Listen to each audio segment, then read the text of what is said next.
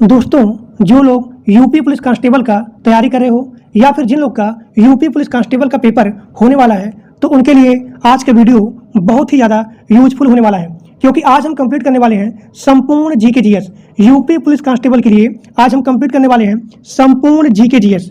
और इसी वीडियो में आज हम कंप्लीट करेंगे 1000 क्वेश्चन, 1000 प्लस क्वेश्चन यहाँ पे कंप्लीट होने वाला है। और मैं आपको गारंटी देता हूँ, जो लोग मेरा पूरा लेक्चर देखेंगे, एक सिंगल क्वेश्चन क्लास से बाहर नहीं आएगा, सारे क्वेश्चन क्लास से ही आएंगे।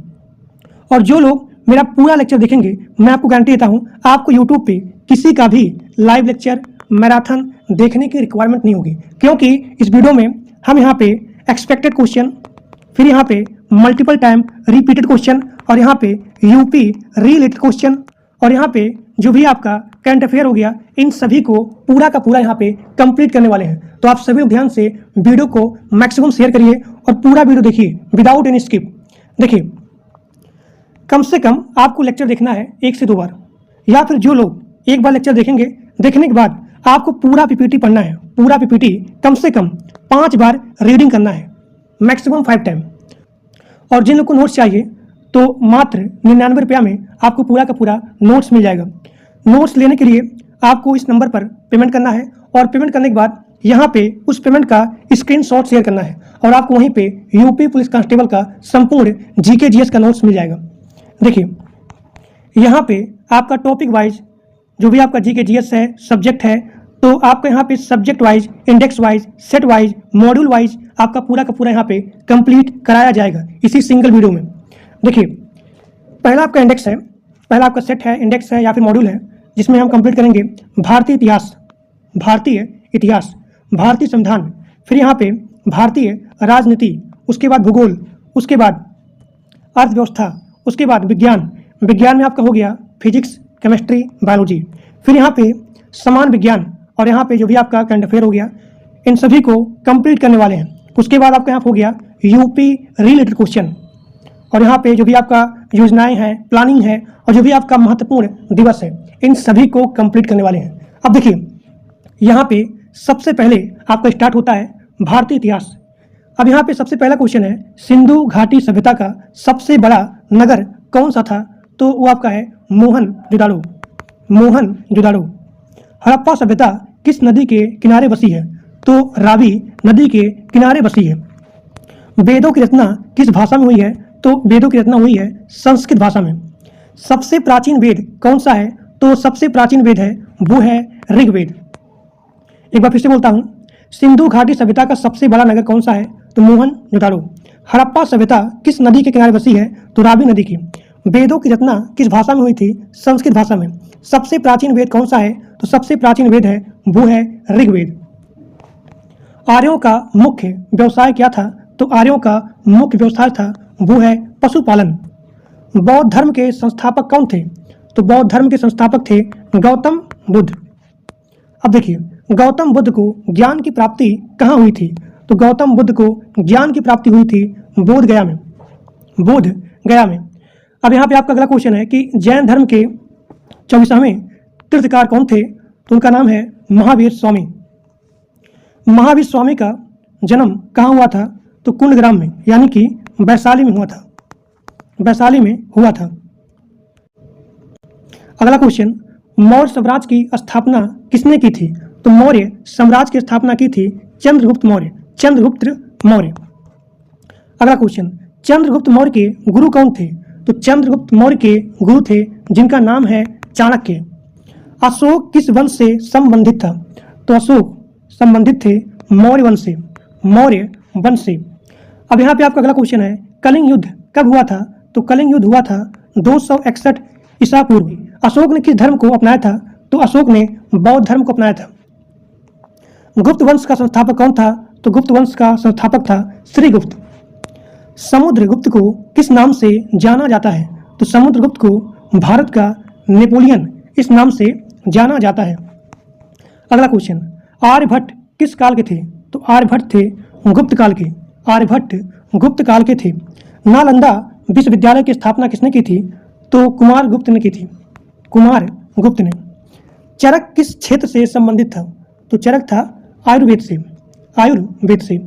पाटलिपुत्र वर्तमान में किस नाम से जाना जाता है? तो पटना के नाम से जाना जाता है। अब यहाँ पे आपका स्टार्ट हो गया मध्यकालीन भारत। दिल्ली सल्तनत का संस्थापक कौन था? तो कुतुबुद्दीन ऐबक। कुतुबुद्दीन ऐबक। कुतुब मीनार का निर्माण किसने शुरू किया था? तो कुतुब मीनार का निर्माण शुरू किया था कुतुबुद्दीन ऐबक। इल्तुतमिश किस वंश से बिलोंग करता है? तो गुलाम वंश से संबंधित था। अब यहाँ पे आपका अगला क्वेश्चन है कि अलाउद्दीन खिलजी किस वंश का शासक था? तो खिलजी वंश का शासक था। बाजार नियंत्रण नीति किसने शुरू की थी? तो अलाउद्दीन खिलजी ने ही सबसे पहले बाजार नियंत्रण नीति शुरू की थी। तुगलक वंश का संस्थापक कौन था? तो गयासुद्दीन तुगलक। गयासुद्दीन तुगलक।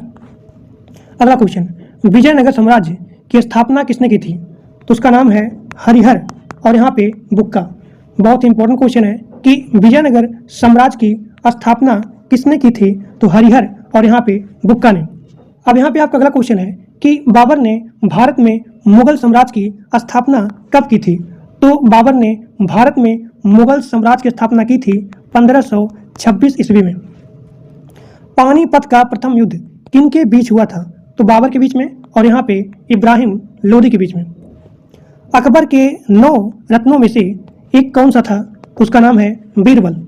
दीन e Ilahi, this is the very very most important question. Din e इलाही की स्थापना किसने की थी? तो अकबर ने। ताजमहल का निर्माण किसने करवाया था? तो ताजमहल का निर्माण करवाया था शाहजहां ने। औरंगजेब का असली नाम क्या था? तो औरंगजेब का असली नाम था मुहीउद्दीन। मुहीउद्दीन। अब यहाँ पे आपका स्टार्ट होता है आधुनिक भारत। 1857 की क्रांति की शुरुआत कहाँ से हुई थी? सबसे पहले तो मेरठ से हुई थी। 1857 की क्रांति में झांसी की रानी कौन थी? तो उसका नाम है लक्ष्मीबाई।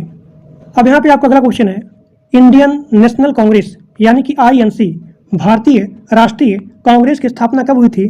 तो हुई थी 1885 में। 1885 में। कांग्रेस के प्रथम अध्यक्ष कौन थे? उनका नाम है WC बनर्जी। कांग्रेस के प्रथम अध्यक्ष कौन थे? WC बनर्जी। अब देखिए यहाँ पे आपका अगला क्वेश्चन है कि असहयोग आंदोलन कब शुरू हुआ था? तो असहयोग आंदोलन शुरू हुआ था 1920 में। नमक सत्याग्रह कब हुआ था स्टार्ट? 1930 में। भारत छोड़ो आंदोलन कब स्टार्ट हुआ था? तो 1942 में। भारत स्वतंत्र कब हुआ था? तो 15 अगस्त 1947। 15 अगस्त 1947। भारत के प्रथम प्रधानमंत्री कौन थे? तो भारत के प्रथम प्रधानमंत्री का नाम है पंडित जवाहरलाल नेहरू। भारतीय संविधान कब लागू हुआ था? तो 26 जनवरी 1950 को। भारतीय संविधान कब लागू हुआ था? तो 26 जनवरी 1950 को। संविधान सभा के अध्यक्ष कौन थे? उनका नाम है डॉक्टर राजेंद्र प्रसाद। भारतीय संविधान के निर्माता किसे कहा जाता है? तो उनका नाम है doctor Bhimrao Ambedkar. And this is the very very most important. अब यहाँ पे आपका अगला इंडेक्स स्टार्ट होता है। मैंने आपसे बताया कि आपका पूरा question index wise, module wise divide किया गया है आपके सब्जेक्ट के हिसाब से। अब देखिए यहाँ पे आपका इंडेक्स पार्ट नंबर 2 है और इसमें हम कंप्लीट करने वाले हैं संविधान के निर्माण के बारे में, संविधान के विशेषता के बारे में, संविधान के मौलिक अधिकार के बारे में, और यहाँ पे नीति निर्देशक तत्व के बारे में, राष्ट्रपति के बारे में, और यहाँ पे उपराष्ट्रपति के बारे में, प्रधानमंत्री के बारे में, और यहाँ पे काउंसिल ऑफ मिनिस्टर यानी कि मंत्री परिषद के बारे में, और यहाँ पे जो भी आपका पार्लियामेंट है उसके बारे में, और यहाँ पे न्यायपालिका के बारे में। तो ये आपका है अगला मॉड्यूल, अगला इंडेक्स का पार्ट नंबर 2। अब देखिए सभी लोग प्लीज़ कमेंट करके बताइए कि आपका क्लास कैसा लगा, देखने के बाद कैसा फील हुआ, कंटेंटेबल है या फिर नहीं है। 1 नंबर क्लास है, बता रहा हूँ आपको, क्योंकि इसमें हम वही क्वेश्चन लिए हैं जो आपके एग्जाम के लिए बहुत इंपॉर्टेंट है, जो भी यहाँ पे एक्सपेक्टेड है, जो भी यहाँ पे कोर टॉपिक है, कोर क्वेश्चन है, उन सभी को आज हम कंप्लीट करने वाले हैं। तो आप सभी लोग प्लीज़ इस वीडियो को अपने दोस्तों के पास मैक्सिमम शेयर करिए।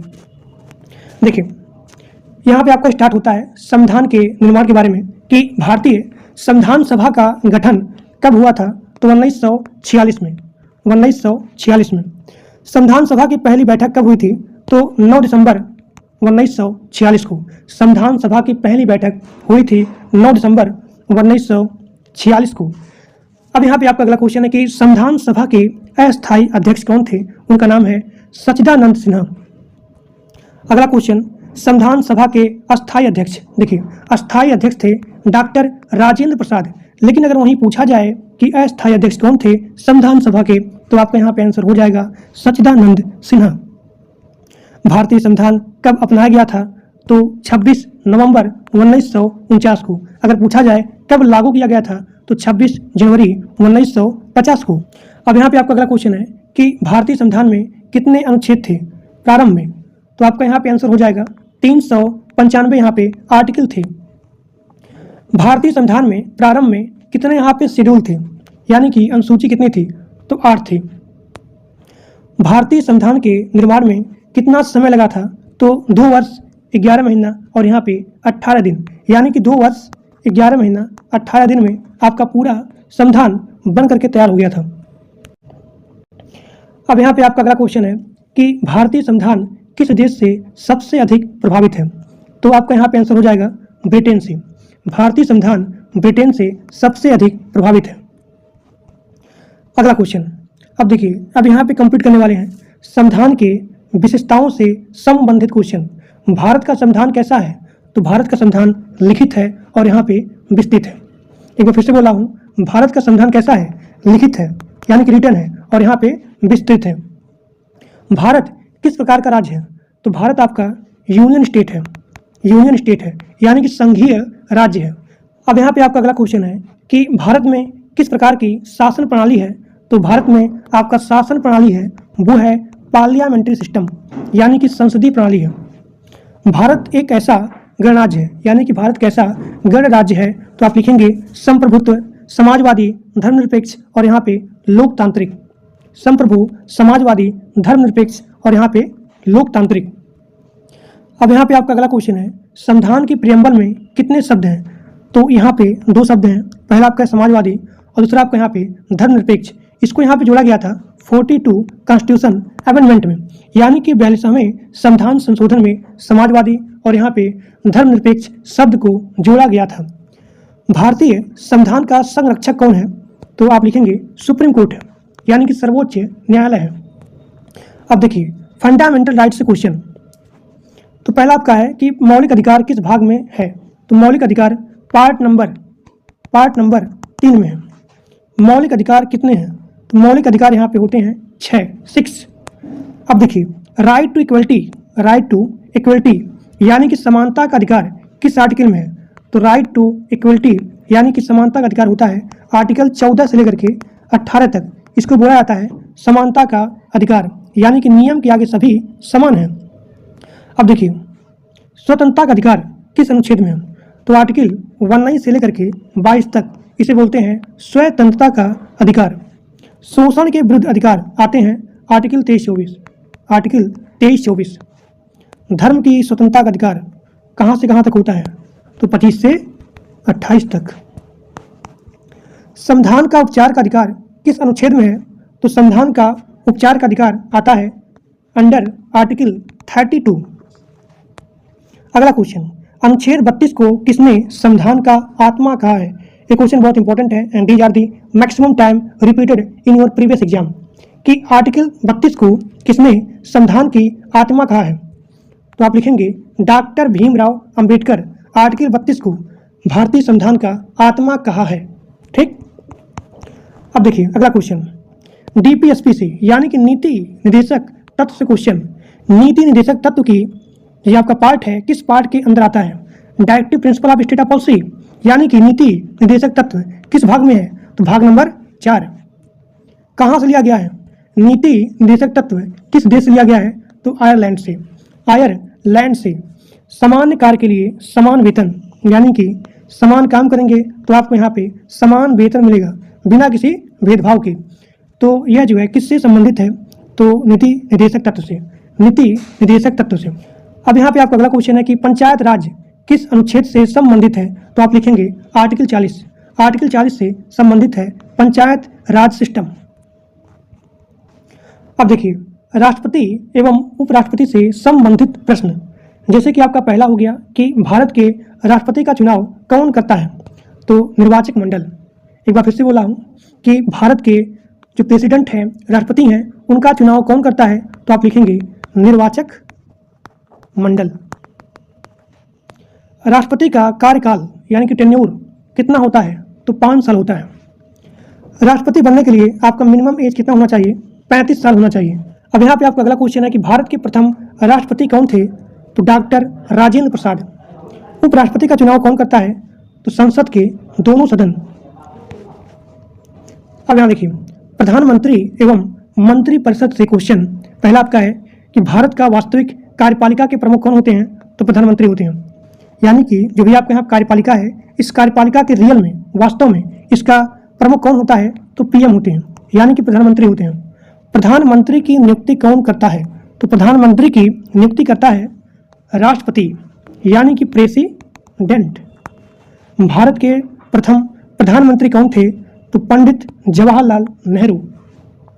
काउंसिल ऑफ मिनिस्टर यानी कि मंत्रिपरिषद सामूहिक रूप से किसके प्रति उत्तरदायी है? तो लोकसभा के प्रति यहाँ पे उत्तरदायी होता है। अब देखिए, पार्लियामेंट से संबंधित क्वेश्चन पहला आपका है कि भारतीय संसद के कितने यहाँ पे हाउस होते हैं? तो भारतीय संसद में यहाँ पे 2 हाउस होते हैं। पहला आपका हो गया लोकसभा और दूसरा आपका हो गया राज्यसभा। लोकसभा का कार्यकाल होता है 5 वर्ष और राज्यसभा का 6 वर्ष। अब देखिए, लोकसभा के अध्यक्ष को क्या कहते हैं? तो लोकसभा के अध्यक्ष को स्पीकर बोलते हैं। अब देखिए, न्यायपालिका से संबंधित क्वेश्चन पहला आपका क्वेश्चन है कि भारत का सर्वोच्च न्यायालय कहाँ स्थित है? तो भारत का सुप्रीम कोर्ट यानी कि सर्वोच्च न्यायालय स्थित है न्यू दिल्ली में। सुप्रीम कोर्ट के मुख्य न्यायाधीश की नियुक्ति कौन करता है? तो राष्ट्रपति करते हैं। प्रेसिडेंट ऑफ इंडिया करते हैं सुप्रीम कोर्ट के मुख्य न्यायाधीश की नियुक्ति। अब यहाँ पे आपका अगला क्वेश्चन है कि न्यायपालिका की स्वतंत्रता किसका भाग है? तो संविधान की मूल संरचना की। उच्च न्यायालय के न्यायाधीश की नियुक्ति कौन करता है? यानी कि हाई कोर्ट की। कौन करता है? प्रेसिडेंट ऑफ इंडिया, राष्ट्रपति करते हैं। अब यहाँ पे आपका अगला क्वेश्चन है कि न्यायिक पुनरावलोकन की शक्ति किसके पास होती है? तो सुप्रीम कोर्ट के पास होती है। अब यहाँ पे आपका अगला पार्ट है वो है ज्योग्राफी से संबंधित क्वेश्चन। यहाँ पे हम लोग पढ़ने वाले हैं ज्योग्राफी में ब्रह्मांड एवं सौरमंडल के बारे में, फिर यहाँ पे पृथ्वी और उसकी संरचना के बारे में, भारत के भौतिक भूगोल के बारे में और यहाँ पे विश्व भूगोल के बारे में, नदियाँ, पर्वत, क्लाइमेट, इन सभी को हम यहाँ पे पार्ट नंबर 3 में पढ़ने वाले हैं। देखिए, पहला आपका है ब्रह्मांड एवं सौरमंडल से संबंधित प्रश्न। पहला क्वेश्चन है कि सौरमंडल का केंद्र कौन होता है? तो सौरमंडल का केंद्र है सूर्य। सौरमंडल का सबसे बड़ा ग्रह कौन सा होता है? तो सौरमंडल का सबसे बड़ा ग्रह होता है गुरु यानी कि बृहस्पति। पृथ्वी को नीला ग्रह क्यों कहा जाता है? क्योंकि यहाँ पे जल की मात्रा ज़्यादा होती है। पृथ्वी का एकमात्र प्राकृतिक उपग्रह यानी कि सैटेलाइट कौन सा है? तो चंद्रमा होता है। सूर्य से सबसे निकट ग्रह कौन सा होता है? तो सूर्य से सबसे निकट ग्रह होता है बुध। सूर्य से सबसे दूर ग्रह वरुण होता है। देखिए, अगर पूछा जाए कि सूर्य से सबसे निकट कौन सा होता है? बुध होता है। सबसे निकट, सबसे दूर वरुण। पृथ्वी अपने एक्सिस पर, अपने धुरी पर कितने समय में घूमती है? तो 24 घंटे में। पृथ्वी सूर्य की परिक्रमा कितने समय में करती है? तो आप लिखेंगे 365 दिन में। आकाशगंगा को अंग्रेजी में क्या कहता है? तो आकाशगंगा को अंग्रेजी में मिल्की वे कहा जाता है। अगला क्वेश्चन, आकाशगंगा को अंग्रेजी में क्या कहते हैं? मिल्की वे। सबसे चमकीला ग्रह कौन सा होता है? शुक्र ग्रह होता है। शुक्र ग्रह होता है। अब देखिए, अब यहाँ पे आपका अगला टॉपिक है पृथ्वी और उसकी संरचना। जैसे कि आपको हो गया क्रस्ट, मेंटल कोर, तो इससे संबंधित यहाँ पे आपका पहला क्वेश्चन है पृथ्वी की सबसे ऊपरी परत क्या कहलाती है? तो पृथ्वी की सबसे ऊपरी परत होती है उसे बोलते हैं क्रस्ट। यहाँ देखिए क्रस्ट, हिंदी में बोलते हैं भूपर्पल्टी। भूपर्पल्टी। पृथ्वी की सबसे भीतरी परत क्या होती है? आंतरिक कोर। सेल कितने प्रकार की होती है? सेल 3 प्रकार की होती है। आग्नेय सेल का उदाहरण क्या है? ग्रेनाइट। कई बार क्वेश्चन आया हुआ है कि आग्नेय सेल का एग्जाम्पल बताइए, तो आप लिखेंगे ग्रेनाइट। कायांतरित सेल का एग्जाम्पल क्या है? संगमरमर। संगमरमर। ज्वालामुखी से निकलने वाला द्रव क्या कहलाता है? तो ज्वालामुखी से निकलने वाला जो भी आपका लिक्विड होता है उसे बोलते हैं लावा। भूकंप मापने का यंत्र कहलाता है सिस्मोग्राफ। सिस्मोग्राफ। भूकंप की तीव्रता पूछा जाए तो हम यहाँ पे नापेंगे रिएक्ट पैमाना से, यानी कि अगर यहाँ पूछा जाए कि भूकंप की तीव्रता किस पैमाने से मापी जाती है तो आप लिखेंगे रिएक्टर पैमाने से। भूकंप मापने का यंत्र पूछा जाए तो आप लिखेंगे सिस्मोग्राफ। अब यहाँ पे आपका अगला क्वेश्चन है कि भारत का भौतिक भूगोल, इससे संबंधित यहाँ पे प्रश्न है। सबसे पहला कि भारत का सबसे ऊंचा पर्वत शिखर कौन सा है तो आप लिखेंगे कंचनजंगा। हिमालय किस प्रकार का पर्वत है तो आपका हिमालय वलित पर्वत होता है, वलित पर्वत। भारत का सबसे बड़ा मरुस्थल यानी कि डेजर्ट कौन सा है तो आप लिखेंगे थार डेजर्ट, जो कि पड़ता है राजस्थान में। ठीक, थार डेजर्ट। गंगा नदी का उद्गम स्थल क्या है तो गंगा नदी का उद्गम स्थल है वो है गंगोत्री। भारत की सबसे लंबी नदी कौन सी है तो भारत की सबसे लंबी नदी होती है गंगा। अगला क्वेश्चन, ब्रह्मपुत्र नदी किस राज्य से भारत में प्रवेश करती है तो ब्रह्मपुत्र रिवर अरुणाचल प्रदेश से भारत में एंट्री यानी कि प्रवेश करती है। अब यहाँ पे आपका अगला क्वेश्चन है कि भारत का सबसे बड़ा डेल्टा कौन सा है तो आप लिखेंगे भारत का सबसे बड़ा डेल्टा है वो है सुंदरबन का डेल्टा, सुंदरबन का डेल्टा। दक्कन प्लेट्यू यानी कि दक्कन का पठार किस प्रकार का पठार है तो आप लिखेंगे ज्वालामुखी पठार, ज्वालामुखी पठार। पश्चिमी घाट को और किस नाम से जाना जाता है तो Sahyadri, Sahyadri. And this is also very very most important कि पश्चिमी घाट को और किस नाम से जाना जाता है तो आप लिखेंगे सह्याद्री। अब यहाँ पे आपका अगला टॉपिक है वो है विश्व भूगोल से संबंधित प्रश्न। पहला क्वेश्चन है कि विश्व का सबसे बड़ा महाद्वीप कौन सा है तो विश्व का सबसे बड़ा महाद्वीप होता है वो है एशिया। अगर पूछा जाए कि विश्व का सबसे छोटा महाद्वीप कौन सा है तो आप लिखेंगे ऑस्ट्रेलिया। विश्व का सबसे ऊंचा पर्वत कौन सा है तो माउंट एवरेस्ट। विश्व का सबसे बड़ा मरुस्थल पूछा जाए तो आप लिखेंगे सहारा डेजर्ट। विश्व की सबसे लंबी नदी कौन सी है तो आप लिखेंगे नील नदी। विश्व की सबसे लंबी नदी कौन सी है तो आप लिखेंगे नील नदी। अब यहाँ पे आपका अगला टॉपिक स्टार्ट होने वाला है वो है नदियाँ, पर्वत और यहाँ पे क्लाइमेट के बारे में। यहाँ पे आपका पहला क्वेश्चन है कि मानसून किस प्रकार की पवन है तो आप लिखेंगे कि मानसून मौसमी पवन होता है, मौसमी पवन होता है। अब यहाँ पे आपका अगला क्वेश्चन है कि भारत में दक्षिण पश्चिम मानसून कब आता है तो आप लिखेंगे जून में। चक्रवात किस क्षेत्र में अधिक आते हैं तो आप लिखेंगे तटीय क्षेत्र में, तटीय क्षेत्र में। भारत का सबसे अधिक वर्षा वाला स्थान कौन सा है तो आप लिखेंगे मासिन राम, मासिन राम। यहाँ पे बहुत ही ज़्यादा मात्रा में वर्षा होती है। विश्व का सबसे ठंडा स्थान कौन सा है तो आप लिखेंगे वेर खोयांक, वेर खोयांस्क, वेर खोयांक अस्क, जो कि पड़ता है रूस में। अब देखिए भूमध्य रेखा किस अक्षांश पर है तो आप लिखेंगे 0 डिग्री पे। कर्क रेखा भारत के कितने राज्यों से गुजरती है तो आप लिखेंगे 8 राज्यों से। अब देखिए यहाँ पे आपका अगला क्वेश्चन है कि मकर रेखा किस गोलार्ध में है तो आप लिखेंगे मकर रेखा आपका पड़ता है साउथ पोल में यानी कि दक्षिणी गोलार्ध में। पृथ्वी का कुल क्षेत्रफल कितना है तो आप लिखेंगे लगभग 510 मिलियन वर्ग किलोमीटर। स्थल मंडल क्या है? पृथ्वी का जो भी यहाँ पे सॉलिड पार्ट होता है उसे बोलते हैं स्थल मंडल। पृथ्वी का लिक्विड पार्ट यानी कि जल वाला भाग उसे बोलते हैं जल मंडल। अब यहाँ पे आपका अगला क्वेश्चन है कि वायुमंडल की सबसे निचली परत कौन सी है तो वायुमंडल की सबसे निचली परत होती है क्षोभ मंडल। क्षोभ मंडल सबसे निचली परत होती है।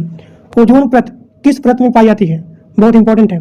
तो ओजोन परत पाई जाती है समताप मंडल में। यहाँ देखिए समताप मंडल में पाई जाती है ओजोन परत, ओजोन परत। हरित क्रांति का संबंध किससे है तो आप लिखेंगे हरित क्रांति का संबंध होता है कृषि उत्पादन वृद्धि से, कृषि उत्पादन वृद्धि से। एक बार फिर से बोल रहा हूँ क्योंकि बहुत इंपॉर्टेंट है कि हरित क्रांति का संबंध किससे है तो आप लिखेंगे कृषि उत्पादन वृद्धि से। चाय उत्पादन में भारत का प्रमुख राज्य कौन सा है तो आप लिखेंगे असम है।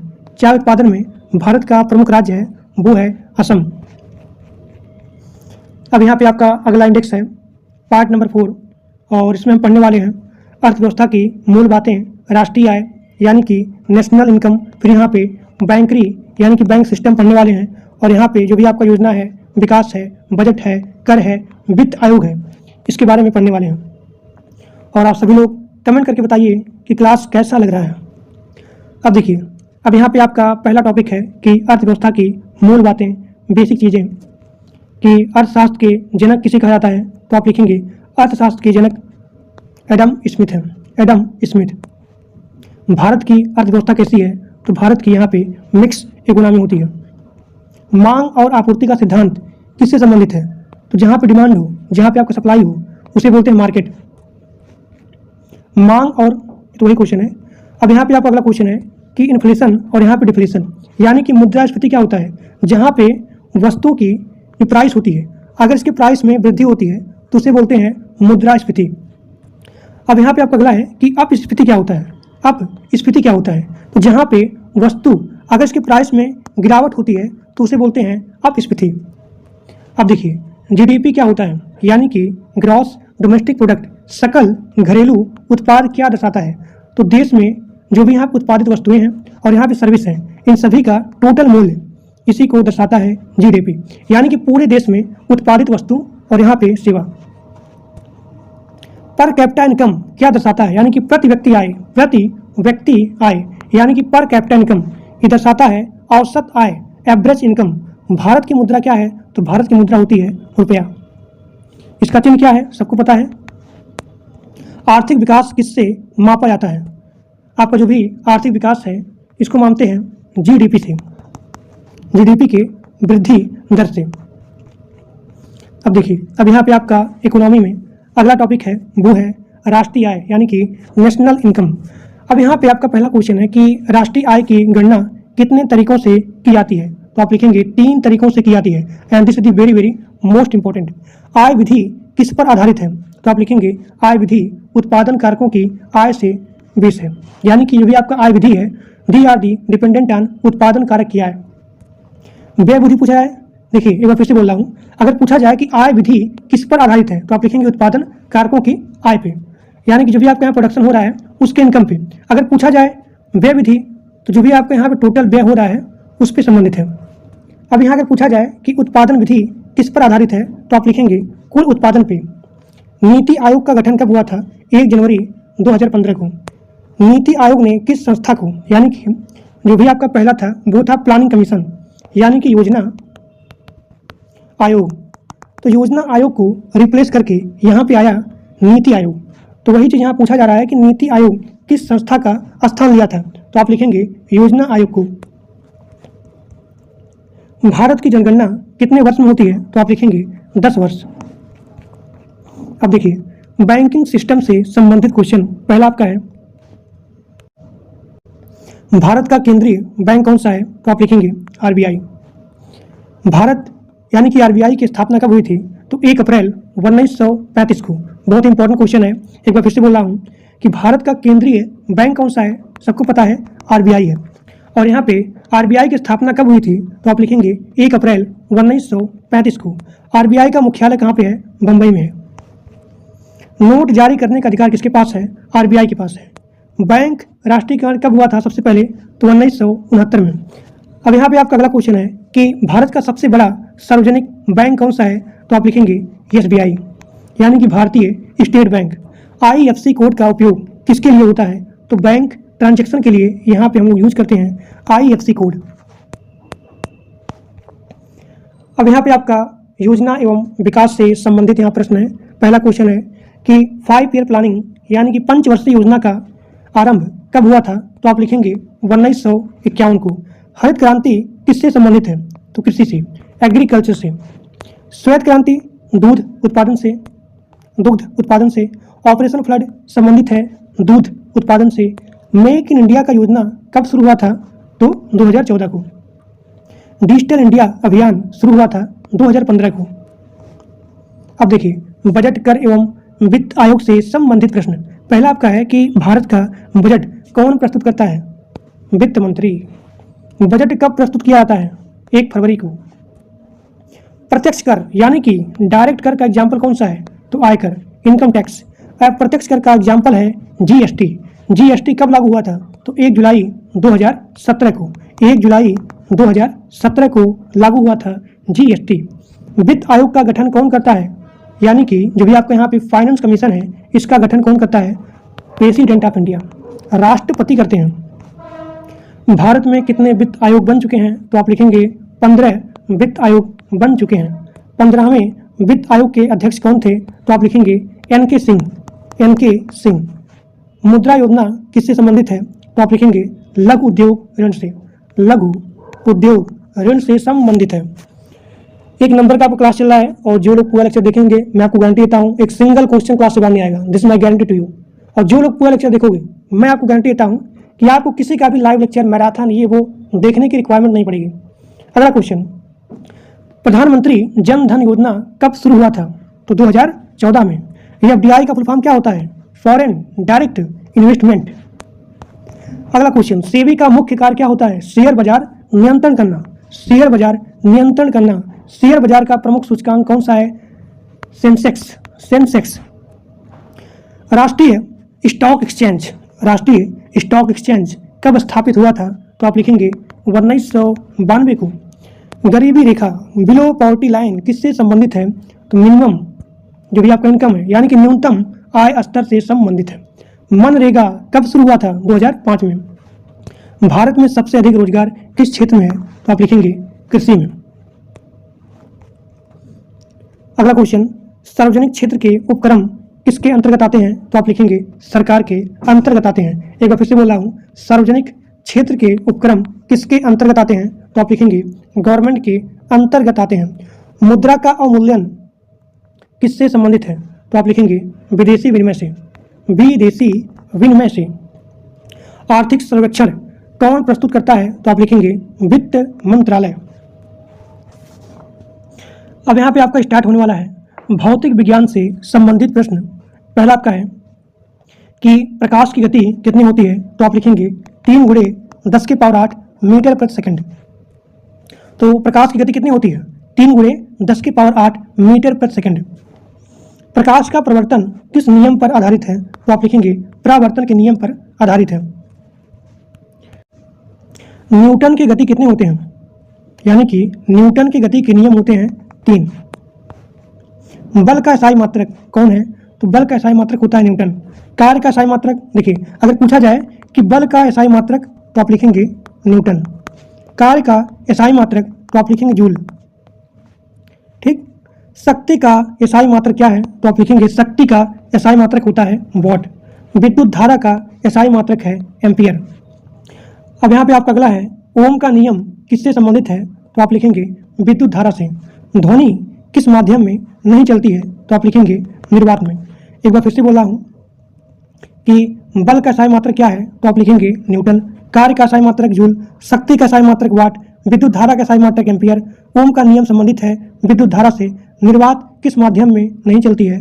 ध्वनि जो है किस माध्यम में नहीं चलती है? तो आप लिखेंगे निर्वात में। अब यहाँ पे आपका अगला क्वेश्चन है गुरुत्वाकर्षण का नियम किसने दिया था? तो आप लिखेंगे आइजैक न्यूटन ने। अब यहाँ पे आपका स्टार्ट होता है रसायन विज्ञान से संबंधित क्वेश्चन। यहाँ पे आपका पहला क्वेश्चन है आवर्त सारणी के जनक कौन है? तो आप लिखेंगे मेंडलीफ। जल का रासायनिक सूत्र सबको पता है H2 है। सोडियम का रासायनिक प्रतीक क्या होता है? Na होता है। सोना का रासायनिक प्रतीक क्या है? तो सोना का रासायनिक प्रतीक होता है Au। अम्ल का स्वाद कैसा होता है? खट्टा होता है। क्षार का स्वाद? तो क्षार का स्वाद होता है कड़वा। क्षार का स्वाद कड़वा होता है और अम्ल का खट्टा होता है। लाल लिटमस नीला कब होता है? तो जब भी आपका लाल लिटमस है वो क्षार में नीला हो जाता है। पीएच स्केल की सीमा क्या है? तो 0 से 14 तक। ऑक्सीजन की खोज किसने की थी? तो ऑक्सीजन की खोज की थी प्रिस्टली ने। अगला क्वेश्चन एलपीजी का मुख्य घटक क्या है? तो एलपीजी का मुख्य घटक होता है ब्यूटेन। जो इम्पोर्टेंट है मैं आपको वही करवा रहा हूँ और इतना अगर आप पढ़ते हैं मैं आपको गारंटी देता हूँ इससे बाहर एक सिंगल क्वेश्चन नहीं आएगा। अब यहाँ पे आपका स्टार्ट होने वाला है वो है बायोलॉजी से यानी कि जीव विज्ञान से संबंधित क्वेश्चन। पहला आपका है कि मानव हृदय में कितने कक्ष होते हैं? तो मानव हृदय में 4 कक्ष होते हैं। रक्त का लाल रंग किसके कारण होता है? तो आप लिखेंगे हीमोग्लोबिन के कारण होता है। रक्त का लाल रंग किसकी वजह से होता है, किसके कारण से होता है? तो आप लिखेंगे हीमोग्लोबिन। मानव शरीर की सबसे बड़ी ग्रंथि कौन सी है? तो आप लिखेंगे यकृत यानी कि लीवर। अब देखिए यहाँ पे आपका अगला क्वेश्चन है कि मानव शरीर की सबसे बड़ी हड्डी कौन सी होती है? तो मानव शरीर की सबसे बड़ी हड्डी है उसे बोलते हैं फीमर। डीएनए का पूरा नाम क्या है? Deoxyribonucleic acid. Deoxyribonucleic acid DNA का फुल फॉर्म होता है। प्रकाश संश्लेषण किसमें होता है? क्लोरोफिल में होता है। क्लोरोफिल में होता है। विटामिन सी की कमी से कौन सा रोग होता है? स्कर्वी रोग होता है। अब यहाँ पे आपका अगला क्वेश्चन है विटामिन डी की कमी से कौन सा रोग होता है? तो आप लिखेंगे रिकेट्स। रक्तचाप मापने का यंत्र क्या है? तो आप लिखेंगे स्फेग्मोमैनोमीटर। स्फेग्मोमैनोमीटर। अगला क्वेश्चन है इंसुलिन किस ग्रंथि से निकलता है? तो आप लिखेंगे इंसुलिन अग्नाशय ग्रंथि से निकलता है। श्वसन क्रिया में ऑक्सीजन लिया जाता है। श्वसन क्रिया में कौन सी गैस ली जाती है? तो आप लिखेंगे ऑक्सीजन। मानव शरीर में रक्त की मात्रा कितनी होती है? लगभग 5 लीटर। मानव मस्तिष्क का सबसे बड़ा भाग कौन सा होता है? तो आप लिखेंगे सेरिब्रम। पाचन की क्रिया कहाँ शुरू होती है? तो आप लिखेंगे मुख से। हड्डियों की कुल संख्या कितनी है? तो हड्डियों की कुल संख्या होती है 206।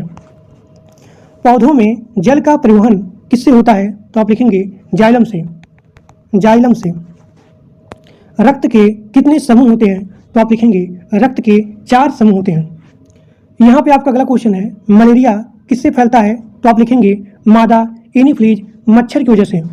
टीबी किस अंग को प्रभावित करता है? तो आप लिखेंगे फेफड़े को प्रभावित करता है। मानव शरीर की सबसे छोटी हड्डी कौन सी है? तो आप लिखेंगे स्टेप्स।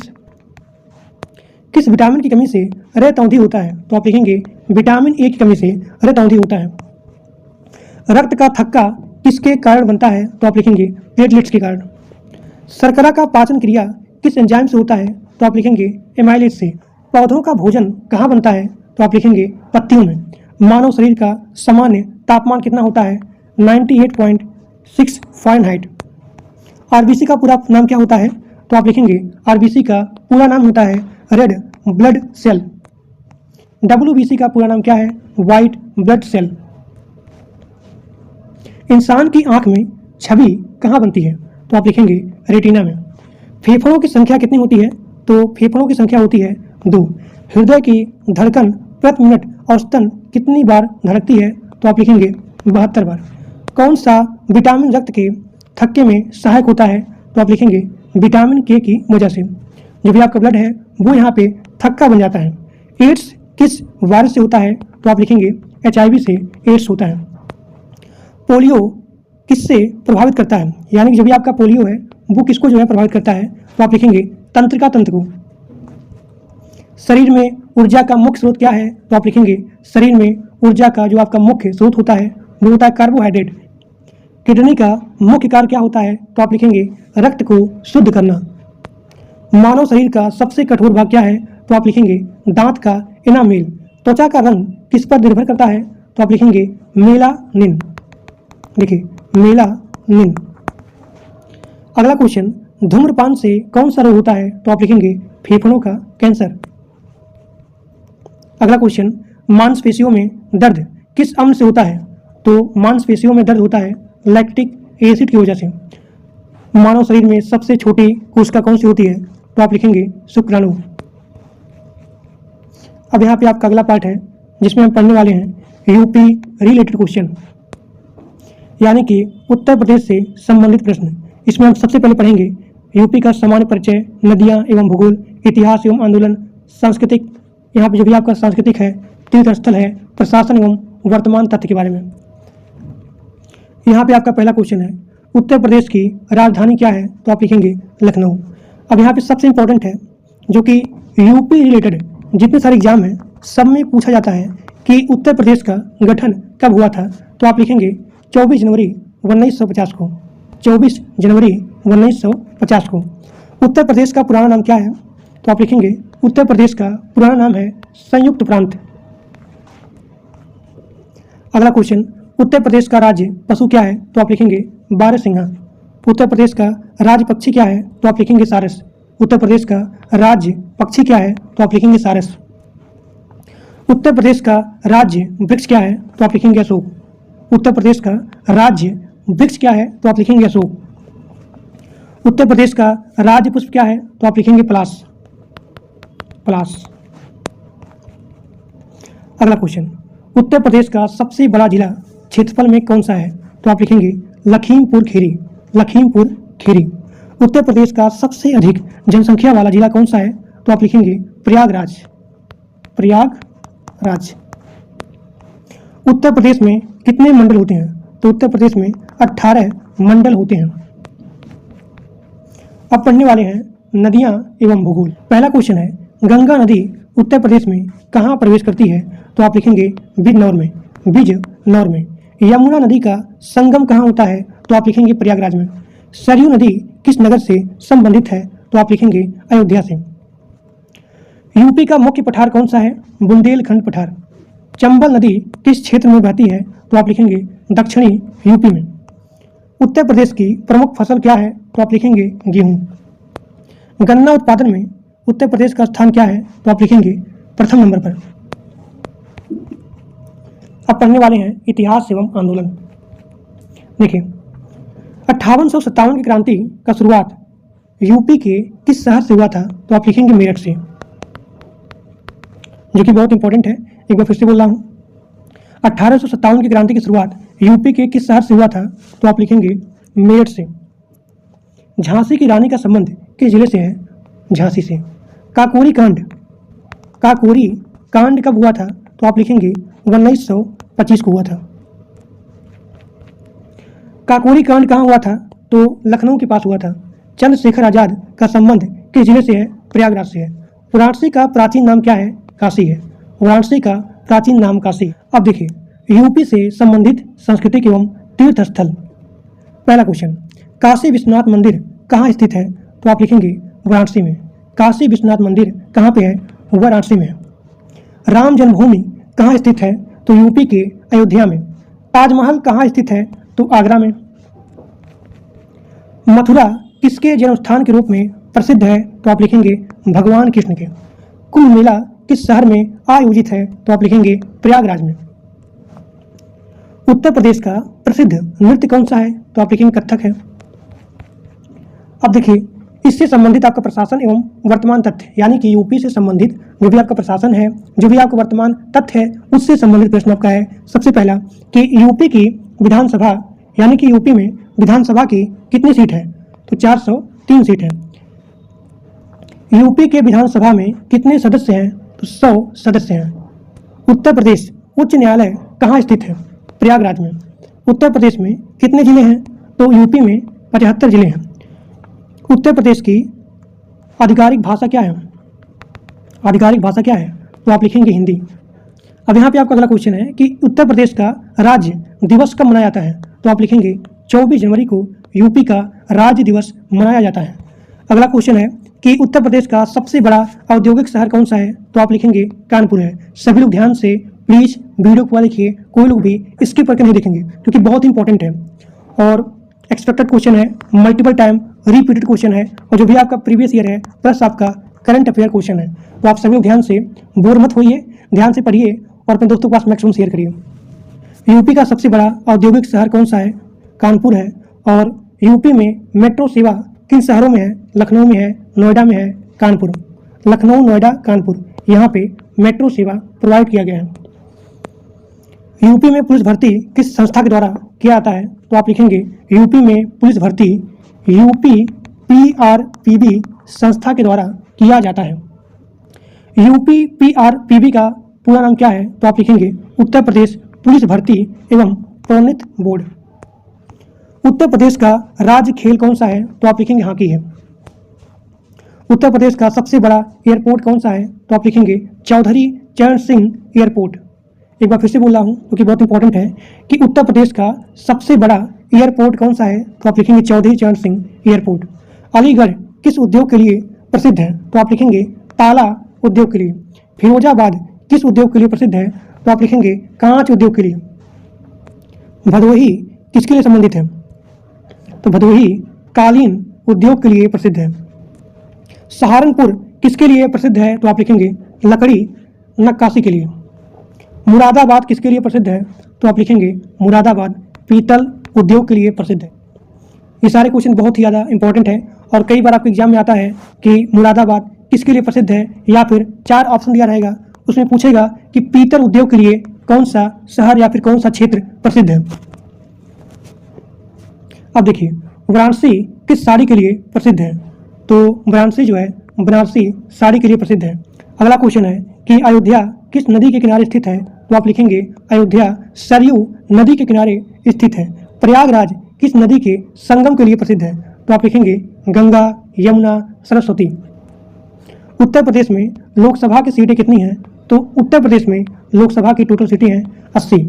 यूपी में राज्यसभा की सीटें हैं 31। यूपी का सबसे लंबा राष्ट्रीय राजमार्ग कौन सा है? NH2 है। उत्तर प्रदेश में कुल तहसीलें लगभग कितनी होती हैं? 350। यूपी में कृषि विश्वविद्यालय कहाँ स्थित है? तो आप लिखेंगे कानपुर। नोएडा किस जिले में स्थित है? तो आप लिखेंगे गौतम बुद्ध नगर। दुधवा नेशनल पार्क यानी कि दुधवा नेशनल उद्यान कहाँ स्थित है? तो आप लिखेंगे लखीमपुर खीरी। यूपी का प्रसिद्ध बौद्ध स्थल कौन सा है? तो आप लिखेंगे सारनाथ। सारनाथ सारनाथ किस जिले में है? तो आप लिखेंगे वाराणसी में है। यूपी का सबसे बड़ा मेला कौन सा है? कुंभ मेला है। अब देखिए यहाँ पे आपका अगला पार्ट है जिसमें हम पढ़ने वाले हैं महत्वपूर्ण दिवस के बारे में और यहाँ पे सरकारी योजनाएं के बारे में। इस वीडियो में आपका पूरा का पूरा कोर टॉपिक जितने आपके जीके जीएस हैं, संपूर्ण जीके जीएस करंट अफेयर सभी का सभी यहाँ पे कंप्लीट होने वाला है। तो प्लीज़ प्लीज़ प्लीज़ आप सभी लोग इस सेशन को, इस लेक्चर को, इस क्लास को अपने दोस्तों के पास मैक्सिमम शेयर करिए, क्योंकि मैं जो है बहुत मेहनत किया हूँ तब जो है ये PPT बना है। अब देखिए इसमें पढ़ने वाले हैं राष्ट्रीय एवं अंतर्राष्ट्रीय दिवस और यहाँ पे प्रमुख सरकारी योजनाएं। देखिए पहला क्वेश्चन है गणतंत्र दिवस कब मनाया जाता है? तो आप लिखेंगे 26 जनवरी को। स्वतंत्रता दिवस कब मनाया जाता है? तो आप लिखेंगे 15 अगस्त को। गांधी जयंती कब मनाई जाती है? तो आप लिखेंगे 2 अक्टूबर को गांधी जयंती मनाई जाती है। राष्ट्रीय युवा दिवस कब मनाया जाता है? तो आप लिखेंगे 12 जनवरी को। 12 जनवरी को। शिक्षक दिवस कब मनाया जाता है? 5 सितंबर को। अंतर्राष्ट्रीय महिला दिवस कब मनाया जाता है? तो आप लिखेंगे 8 मार्च को अंतर्राष्ट्रीय महिला दिवस मनाया जाता है। विश्व पर्यावरण दिवस मनाया जाता है 5 जून को। अंतर्राष्ट्रीय योग दिवस मनाया जाता है 21 जून को। विश्व जल दिवस मनाया जाता है 22 मार्च को। विश्व स्वास्थ्य दिवस कब मनाया जाता है? तो आप लिखेंगे 7 अप्रैल को। राष्ट्रीय मतदाता दिवस कब मनाया जाता है? तो आप लिखेंगे 25 जनवरी को। बाल दिवस कब मनाया जाता है? तो आप लिखेंगे 14 नवंबर को बाल दिवस मनाया जाता है। संविधान दिवस कब मनाया जाता है? तो आप लिखेंगे 26 नवंबर को संविधान दिवस मनाया जाता है। अंतर्राष्ट्रीय श्रमिक दिवस कब मनाया जाता है? तो आप लिखेंगे 1 मई को अंतर्राष्ट्रीय श्रमिक दिवस मनाया जाता है। अब यहाँ पे आपका अगला क्वेश्चन है राष्ट्रीय विज्ञान दिवस कब मनाया जाता है? तो आप लिखेंगे 28 फरवरी को राष्ट्रीय विज्ञान दिवस मनाया जाता है। अगला क्वेश्चन विश्व मानवाधिकार दिवस कब मनाया जाता है? तो आप लिखेंगे 10 दिसंबर को विश्व मानवाधिकार दिवस मनाया जाता है। राष्ट्रीय खेल दिवस 29 अगस्त को मनाया जाता है। विश्व जनसंख्या दिवस 11 जुलाई को मनाया जाता है। विश्व जनसंख्या दिवस 11 जुलाई को मनाया जाता है। राष्ट्रीय एकता दिवस 31 अक्टूबर को मनाया जाता है। राष्ट्रीय एकता दिवस 31 अक्टूबर को मनाया जाता है। अंतर्राष्ट्रीय शांति दिवस कब मनाया जाता है? तो आप लिखेंगे 21 दिसंबर को। 21 दिसंबर को अंतर्राष्ट्रीय शांति दिवस मनाया जाता है। अब यहाँ पे आपका अगला टॉपिक है जिसमें हम पढ़ने वाले हैं प्रमुख सरकारी योजनाओं से संबंधित प्रश्न। पहला क्वेश्चन प्रधानमंत्री आवास योजना कब शुरू हुई थी? तो आप लिखेंगे 2015 को प्रधानमंत्री आवास योजना शुरू किया गया था। 2015 को। आयुष्मान भारत योजना कब शुरू हुआ था? तो आप लिखेंगे 2018 को। 2018 को। स्वच्छ भारत मिशन कब शुरू हुआ था? तो आप लिखेंगे 2 अक्टूबर 2014 को स्वच्छ भारत मिशन शुरू हुआ था। एक बार फिर से बोल रहा हूँ प्रधानमंत्री आवास योजना 2015 को शुरू, आयुष्मान भारत योजना 2018 को, स्वच्छ भारत मिशन 2 अक्टूबर 2014 को। बेटी बचाओ बेटी पढ़ाओ योजना शुरू हुआ था 2015 को। अब यहाँ पे आपका अगला क्वेश्चन है कि प्रधानमंत्री जन धन योजना कब शुरू हुआ था? तो 2014 को। थोड़ा सा एक बात यहाँ पे याद आ गया, बेटी बचाओ बेटी पढ़ाओ। अब यहाँ पे आपका अगला क्वेश्चन है कि उज्ज्वल योजना किससे संबंधित है? तो आप लिखेंगे गैस कनेक्शन से। मुद्रा योजना किससे संबंधित है? लघु ऋण से। प्रधानमंत्री किसान सम्मान निधि कब शुरू हुआ था? 2019 को। डिजिटल इंडिया अभियान कब शुरू हुआ था? 2015 को। स्टार्टअप इंडिया कब शुरू हुआ था? 2016 को। स्किल इंडिया मिशन कब शुरू हुआ था? 2015 को। तो स्टार्टअप इंडिया 2016 को, स्किल इंडिया 2015 को। अटल पेंशन योजना 2015 को शुरू हुआ था। प्रधानमंत्री फसल बीमा योजना 2016 को शुरू हुआ था। मेक इन इंडिया अभियान 2014 को शुरू हुआ था। राष्ट्रीय पोषण मिशन 2018 को शुरू हुआ था। जल जीवन मिशन 2019 को यहाँ पे शुरू हुआ था।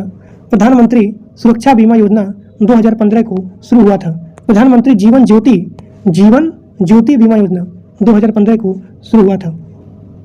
वन नेशन, यहाँ देखिए, one nation one ration card योजना किससे संबंधित है? तो राशन वितरण से संबंधित है। एक बार फिर से बोल रहा हूँ, one nation one ration card योजना संबंधित है राशन वितरण से। नमामि गंगे परियोजना किससे संबंधित है? गंगा सफाई से। अब यहाँ पे आपका अगला क्वेश्चन है कि प्रधानमंत्री ग्राम सड़क योजना कब शुरू हुआ था? तो 2000 में। राष्ट्रीय ग्रामीण आजीविका मिशन कब शुरू हुआ था?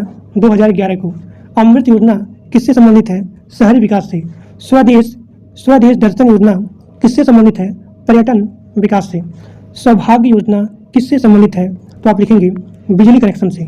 आयुष्मान भारत योजना का दूसरा नाम क्या है? तो आप लिखेंगे प्रधानमंत्री जन आरोग्य योजना। अगला क्वेश्चन, प्रधानमंत्री रोजगार सृजन कार्यक्रम किससे संबंधित है? तो आप लिखेंगे रोजगार से। राष्ट्रीय शिक्षा नीति कब लागू हुआ था? तो 2020 में। इनाम योजना किससे संबंधित है? तो आप लिखेंगे कृषि बाजार से। मिशन इंद्रधनुष किससे संबंधित है? टीकाकरण से। उजाला योजना किससे संबंधित है? एलईडी बल्ब से। प्रधानमंत्री गरीब कल्याण योजना कब शुरू हुआ था? 2016 को। राष्ट्रीय डिजिटल स्वास्थ्य मिशन कब शुरू हुआ था? 2020 को। आत्मनिर्भर भारत अभियान कब शुरू हुआ था? 2020 को। प्रधानमंत्री मातृ वंदना योजना, याद रखिए, प्रधानमंत्री मातृ वंदना योजना किससे संबंधित है? तो आप लिखेंगे गर्भवती महिलाओं को सहायता से संबंधित है। प्रधानमंत्री आवास योजना का लक्ष्य क्या है? सभी को आवास देना। स्मार्ट सिटी मिशन कब शुरू हुआ था? 2015 को। किसान क्रेडिट कार्ड योजना 1998 में शुरू हुआ था। राष्ट्रीय आपदा प्रबंधन प्राधिकरण कब बना था? तो आप लिखेंगे 2005 को। आयुष्मान भारत योजना में कितने लाख तक का इलाज मुफ्त होता है? यानी कि अगर आपके पास आयुष्मान भारत योजना का कार्ड है तो आपको यहाँ पे 5 लाख रुपए का मुफ्त इलाज होगा। अब यहाँ पे आपका यूपी पुलिस कांस्टेबल का जो भी 1 लाइनर क्वेश्चन है करंट अफेयर का स्टार्ट होने वाला है। करंट अफेयर प्लस आपका यहाँ पे static GK, both are mix and these are question that's are very very most important.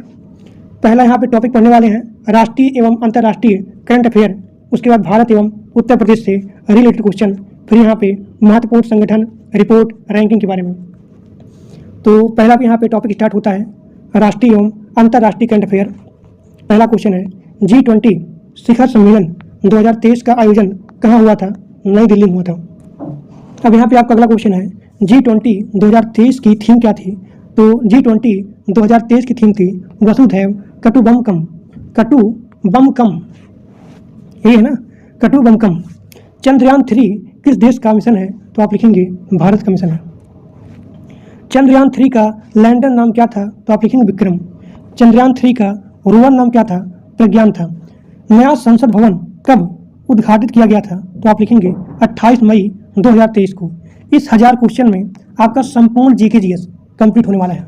और दोस्तों मैं आपको गारंटी बोलता हूँ कि जो लोग इतना लेक्चर देखते हैं, आपको एक सिंगल क्वेश्चन क्लास के बाद नहीं आएगा, और इतना अच्छे तरीके से, मतलब कि इतने कम समय में आप पूरे यूट्यूब पे देखिएगा, कोई भी लोग इतने कम समय में आपको नहीं पढ़ाएंगे। मैं आपको पूरा इसका जो भी सब्जेक्ट है, यूपी पुलिस कांस्टेबल का जो भी जीके जीएस का सब्जेक्ट है, इन सभी को कम समय में 1000 क्वेश्चन में जितने सारे इंपॉर्टेंट क्वेश्चन हैं, जितने सारे यहाँ पे इंपॉर्टेंट क्वेश्चन है, मल्टीपल टाइम रिपीटेड क्वेश्चन है, एक्सपेक्टेड क्वेश्चन है, जो भी आपका प्रीवियस ईयर बेस्ड क्वेश्चन है, प्लस आपका जो भी यहाँ पे करंट अफेयर है, यूपी रिलेटेड क्वेश्चन है, इन सभी को 1000 क्वेश्चन में कंप्लीट किया हूँ। तो आपको करना क्या है, नोट्स को कम से कम 5 बार पढ़िएगा, 5 से 10 बार, ठीक। और आपका पूरा जीके जीएस, जो भी आपका डर है, जो भी आपका भय है, सब आपके यहाँ पे दूर हो जाएगा, ठीक। अब देखिए, यहाँ पे आपका अगला क्वेश्चन है कि नया संसद भवन कब उद्घाटित हुआ था। वो है 28 मई 2023 को। इसरो का मुख्यालय कहाँ है, तो आप लिखेंगे इसरो का मुख्यालय है बेंगलुरु में, बंगलौर में। 2023 क्रिकेट विश्व कप कहाँ आयोजित किया गया था, तो आप लिखेंगे भारत में। COP 28 सम्मेलन कहाँ आयोजित किया गया था, तो आप लिखेंगे दुबई में। अगला क्वेश्चन है, भारत का वर्तमान प्रेसिडेंट कौन है, तो आप लिखेंगे द्रौपदी मुर्मू है। भारत के वर्तमान प्रधानमंत्री कौन है, सबको पता है, नरेंद्र मोदी। भारत के वर्तमान मुख्य चुनाव आयुक्त कौन है, तो आप लिखेंगे राजीव कुमार, जो कि बहुत इंपॉर्टेंट है। भारत के वर्तमान मुख्य चुनाव आयुक्त कौन है, तो आप लिखेंगे राजीव कुमार। भारत का वर्तमान मुख्य न्यायाधीश पूछा जाए तो आप लिखेंगे DB चंद्रचूड़। DB चंद्रचूड़ वो है भारत के वर्तमान मुख्य न्यायाधीश। RBI के वर्तमान गवर्नर कौन है, तो आप लिखेंगे शक्तिकांत दास। भारत का पहला सौर मिशन कौन सा है, तो आप लिखेंगे आदित्य L1। अब यहाँ पढ़ने वाले हैं भारत एवं उत्तर प्रदेश से संबंधित क्वेश्चन। यूपी की राजधानी क्या है, लखनऊ है। यूपी के वर्तमान मुख्यमंत्री कौन है, योगी आदित्यनाथ। यूपी के वर्तमान राज्यपाल कौन है, आनंदीबेन पटेल। यूपी में कितने जिले हैं, 75 हैं। यूपी का उच्च न्यायालय कहाँ है, प्रयागराज में है। काशी विश्वनाथ कॉरिडोर किस शहर में है, वाराणसी में है। राम मंदिर किस शहर में है, अयोध्या में है। यूपी में लोकसभा सीटें कितनी हैं, 80 हैं। यूपी में राज्यसभा सीटें कितनी हैं, 31 हैं। यूपी का राज पशु क्या है, बारहसिंगा है। यूपी का राज पक्षी क्या है, सारस है। यूपी का राज्य वृक्ष क्या है, अशोक है। यूपी का राज्य पुष्प क्या है, तो आप लिखेंगे पलाश है। यूपी में सबसे लंबी नदी कौन सी है, गंगा नदी है। और यूपी का सबसे बड़ा जिला कौन सा है, तो आप लिखेंगे लखीमपुर खीरी। महत्वपूर्ण संगठन रिपोर्ट और यहाँ पे रैंकिंग से संबंधित क्वेश्चन आपका है। संयुक्त राष्ट्र संगठन की स्थापना कब हुई थी, तो आप लिखेंगे संयुक्त राष्ट्र संगठन की स्थापना हुई थी 24 अक्टूबर 1945 को। संयुक्त राष्ट्र संगठन का जो भी मुख्यालय है वो है न्यूयॉर्क। विश्व बैंक का मुख्यालय कहाँ पे है, वाशिंगटन DC में है। IMF का मुख्यालय कहाँ पे है, तो आप लिखेंगे वाशिंगटन DC। WHO का मुख्यालय है जिनेवा में। WHO का मुख्यालय जिनेवा में है। और यहाँ पे यूनेस्को का मुख्यालय कहाँ पे है, पेरिस में है। WTO का जो भी आपका है, वर्ल्ड ट्रेड ऑर्गेनाइजेशन का मुख्यालय है जिनेवा में। नीति आयोग का स्थापना हुआ था 2015 में और नीति आयोग के अध्यक्ष होते हैं प्रधानमंत्री। एशिया विकास बैंक का मुख्यालय कहाँ पे है, मनीला में है। ब्रिक्स में कितने देश हैं, तो आप लिखेंगे ब्रिक्स में 5 देश होते हैं। सार्क का मुख्यालय कहाँ पे है, तो सार्क का मुख्यालय है काठमांडू में। एशियन का मुख्यालय कहाँ पे है, जकार्ता में है। एशियन का मुख्यालय जकार्ता में है। इंटरपोल का मुख्यालय कहाँ पे है, तो इंटरपोल का मुख्यालय है लियो, जो कि पड़ता है फ्रांस में। अब यहाँ पे आपका अगला क्वेश्चन है, भारत किस संगठन का अस्थायी सदस्य है, वो है UNSC। तो आप लिखेंगे नहीं, इसका सदस्य नहीं है, मतलब इसका अस्थायी सदस्य नहीं है। अब यहाँ पे हम जल्दीबाजी में पूरा रैपिड फायर रिवीजन करने वाले हैं, भारतीय संविधान का, इतिहास का, भूगोल का, विज्ञान का। अब देखिए, सबसे पहले रिवीजन करते हैं भारतीय संविधान का कि भारतीय संविधान कब लागू हुआ था। तो आप लिखेंगे 26 जनवरी 1950 को। भारतीय संविधान के अध्यक्ष कौन थे, डॉक्टर राजेंद्र प्रसाद। भारतीय संविधान को बनने में कितना समय लगा था, 2 वर्ष 11 महीना 18 दिन। संविधान के जनक किसे कहा जाता है, डॉक्टर भीमराव अंबेडकर को। फंडामेंटल राइट्स यानी कि मौलिक अधिकार कितने हैं, 6 हैं। राज्य के नीति निर्देशक तत्व किस भाग में आता है, भाग नंबर 4 में। मौलिक कर्तव्य यानी कि फंडामेंटल ड्यूटीज किस आर्टिकल में आता है, तो आर्टिकल नंबर 51A में। राष्ट्रपति का कार्यकाल कितना होता है, 5 वर्ष होता है। प्रधानमंत्री की नियुक्ति कौन करता है, तो प्रधानमंत्री का नियुक्ति करता है राष्ट्रपति।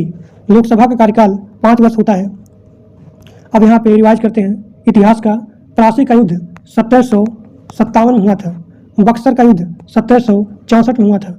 1857 का विद्रोह कहाँ हुआ था? तो मेरठ में हुआ था। जलियांवाला बाग हत्याकांड 13 अप्रैल 1919 में हुआ था। असहयोग आंदोलन कब हुआ था? 1920 में। नमक सत्याग्रह कब हुआ था? 1930 को। भारत छोड़ो आंदोलन कब शुरू हुआ था? तो आप लिखेंगे 8 अगस्त 1942 को। अब यहाँ पे आपका अगला क्वेश्चन है, संविधान सभा की पहली बैठक कब हुई थी? तो आप लिखेंगे संविधान सभा की पहली बैठक हुई थी 9 दिसंबर 1946 को। अब यहाँ पे रिवाइज करते हैं भूगोल का कि भारत का सबसे ऊंचा पर्वत शिखर कौन सा है? K2 है। भारत की सबसे लंबी नदी कौन सी है? गंगा है। भारत का सबसे बड़ा महासागर कौन सा है? प्रशांत महासागर। सहारा डेजर्ट कहाँ पे है? अफ्रीका में है। पृथ्वी का एकमात्र प्राकृतिक उपग्रह कौन सा है? चंद्रमा है। अब यहाँ पे रिवाइज करते हैं विज्ञान का। तो मानव शरीर का सबसे बड़ी ग्रंथि कौन सी है? तो आप लिखेंगे यकृत यानी लीवर। मानव शरीर की सबसे बड़ी ग्रंथि कौन सी है? लीवर है, यकृत है। रक्त का लाल रंग मतलब कि जो भी आपका ब्लड है वो लाल क्यों होता है? तो आप लिखेंगे हीमोग्लोबिन के कारण। हीमोग्लोबिन के कारण हमारा जो भी ब्लड है वो यहाँ पे लाल होता है, रेड होता है। प्रकाश की गति कितनी होती है? 3 × 10⁸ मीटर प्रति सेकंड। 3 × 10⁸ मीटर प्रति सेकंड। बल का इकाई मात्रक क्या होता है? न्यूटन होता है। डीएनए का फुल फॉर्म क्या है? Deoxyribonucleic acid. Deoxyribonucleic acid. The are the full form of the DNA. अब यहाँ पे आपका अगला क्वेश्चन है कि राष्ट्रीय गान किसने लिखा था? तो आप लिखेंगे रविंद्रनाथ टैगोर। रविंद्रनाथ टैगोर। राष्ट्रीय गीत, देखिए अगर पूछा जाए कि राष्ट्रीय गान किसने लिखा था तो रविंद्रनाथ टैगोर। अगर पूछा जाए कि राष्ट्रीय गीत किसने लिखा था तो बंकिम चंद्र चट्टोपाध्याय। भारत का राष्ट्रीय पशु क्या है? तो आप लिखेंगे बाघ है। भारत का राष्ट्रीय पक्षी क्या है? तो आप लिखेंगे मोर है। भारत का राष्ट्रीय फूल क्या है? तो आप लिखेंगे कमल है। तो आज आपका पूरा जीके जीएस कंप्लीट होने वाला है। भारत का राष्ट्रीय खेल क्या है? तो आप लिखेंगे हॉकी है पारंपरिक रूप से। और आरबीआई यानी कि भारतीय रिजर्व बैंक की स्थापना कब हुई थी? 1 अप्रैल 1935 को। 1 अप्रैल 1935 को आरबीआई की स्थापना हुई थी। और जो भी आपका प्लानिंग कमीशन है यानी कि योजना आयोग वो कब समाप्त हुआ था? तो आप लिखेंगे 2015 में। जब यहाँ पे प्लानिंग कमीशन समाप्त हुआ तो इसके स्थान पे आया नीति आयोग। और नीति आयोग के अध्यक्ष कौन होते हैं? तो आप लिखेंगे प्रधानमंत्री होते हैं। प्रधानमंत्री। पहला पंचवर्षीय योजना कब शुरू हुआ था? 1951 को। 1951 को आपके यहाँ पे पहला पंचवर्षीय योजना शुरू हो गया था। अब यहाँ पे आपका अगला क्वेश्चन है कि भारत का पहला उपग्रह कौन सा था? तो आप लिखेंगे आर्यभट्ट। तो आपका पूरा यहाँ पे यूपी पुलिस कांस्टेबल के लिए संपूर्ण जीके जीएस यहाँ पे कंप्लीट हो गया। और जिन लोग को नोट्स चाहिए तो आप लोग यहाँ पे इस नंबर पे मात्र 99 रुपया पेमेंट करेंगे। और पेमेंट करने के बाद इस नंबर पर जो भी आपका यहाँ व्हाट्सअप नंबर है इसी व्हाट्सअप नंबर पे इसका पेमेंट का स्क्रीनशॉट भेजेंगे। पेमेंट का स्क्रीनशॉट भेजने के बाद आप वहाँ लिखेंगे यूपी पुलिस कांस्टेबल का जीके जीएस नोट्स चाहिए। तो आपको वहाँ पे संपूर्ण यूपी पुलिस कांस्टेबल का जीके जीएस नोट्स मिल जाएगा मात्र 99 रुपया में। और इसमें आपका पूरा जो भी सब्जेक्ट है, जो भी आपका टॉपिक है, करंट अफेयर है, मल्टीपल टाइम रिपीटेड क्वेश्चन है, इन सभी को हमने यहाँ पे इस 1000 क्वेश्चन में कंप्लीट कर लिया है। तो जो लोग लेक्चर को पूरा देखे होंगे मैं आपको गारंटी देता हूँ एक सिंगल क्वेश्चन क्लास से बाहर नहीं आएगा। और आपको कहीं भी किसी भी यूट्यूब पे किसी भी चैनल पे लाइव लेक्चर, लाइव मैराथन देखने की रिक्वायरमेंट नहीं होगी। तो सभी लोग प्लीज़ कमेंट करके बताइए कि आज का क्लास कैसा लगा, आज का क्वेश्चन कैसा लगा। और जो लोग मेरे व्हाट्सएप ग्रुप में और टेलीग्राम ग्रुप में नहीं ज्वाइन हो उस सभी लोग जाकर के ग्रुप को ज्वाइन कर लीजिए। जिसका जो भी टॉपिक में दिक्कत आती है, जो भी सब्जेक्ट में प्रॉब्लम है, नहीं समझ में आ रहा है, मैथ हो गया, रनिंग हो गया या फिर कोई भी चीज़, आप मुझे बताइए। मैं उस सब्जेक्ट के लिए एक अलग से 1 शॉर्ट वीडियो यानी कि एक ही वीडियो में पूरा का पूरा कंप्लीट कर दूंगा। तो आज के लिए बस इतना ही। Thank you.